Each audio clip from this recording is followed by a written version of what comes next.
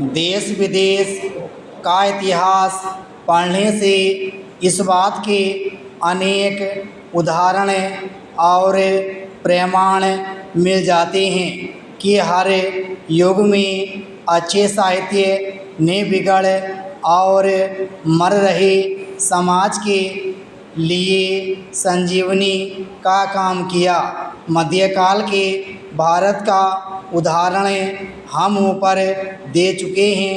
रूस, फ्रांस आदि देशों में जो बड़ी बड़ी क्रांतियां हुईं, उनका बुनियादी कारण भी साहित्य ही था। सभी जानकार स्पष्ट मानते कहते हैं, भारत जब स्वतंत्रता पाने के लिए संघर्ष कर रहा था, तब सरदार भगत सिंह, राजगुरु सुखदेव, राम प्रसाद बिस्मिल, चंद्रशेखर आज़ाद जैसे महान क्रांतिकारी साहित्य से प्रेरणा लेकर ही प्राणों पर खेल गए थे।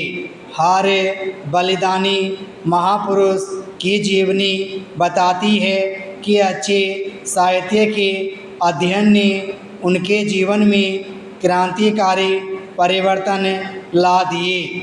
इससे स्पष्ट है कि साहित्य का महत्व केवल इतना ही नहीं कि वह हमारे कोमल भावनाओं को सहलाकर हमारा मनोरंजन करता है, नहीं, इससे कहीं बहुत अधिक है।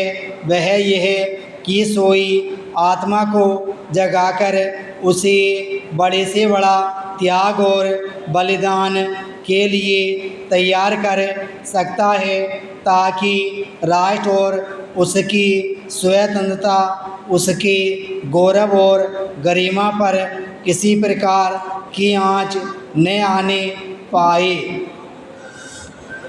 साहित्य का महत्व इसलिए भी है कि वह हमारे मन मस्तिष्क को स्वस्थ सुंदर बनाए रखने के लिए भावों विचारों को संतुलित भोजन प्रदान किया करता है। किसी देश के हर नागरिक का यदि मन मस्तिष्क स्वस्थ और निरोग है, तो फिर उसे कभी कोई पराधीन नहीं बना सकता, किसी भी क्षेत्र में नीचा नहीं दिखा सकता। अतः स्पष्ट है कि स्वतंत्र राष्ट्र और समाज के हर नागरिक को साहित्य की खुराक हमेशा मिलती रहनी चाहिए। ध्यान नहीं, जिस प्रकार भोजन का अर्थ केवल पेट भरना नहीं, उसी प्रकार साहित्य के अध्ययन और सृजन का अर्थ भी केवल पढ़ना एवं मनोरंजन प्राप्त करना ही नहीं है। जिस प्रकार सड़ा गला और बासी भोजन शरीर को अस्वस्थ और रोगी बनाकर समाप्त कर डालता है, उसी प्रकार अश्लील और मात्र भावनाओं को भड़काए रखने वाला घटिया साहित्य जीवन और समाज के तन मन को रोगी बनाकर नष्ट कर देता है। अतः स्वच्छ और स्वास्थ्यवर्धक संतुलित भोजन के समान अच्छे साहित्य की रचना और अध्ययन करके ही जीवन समाज की उचित रक्षा की जा सकती है। साहित्य का वास्तविक मान और मूल्य, उसका महत्व भी तभी बना रह सकता है। इस प्रकार देश प्रेम या देशभक्ति, उसका स्वरूप, उसके साथ आत्मा के रूप में जुड़ी भावना, उन सब की आवश्यकता और उनका महत्व स्पष्ट है।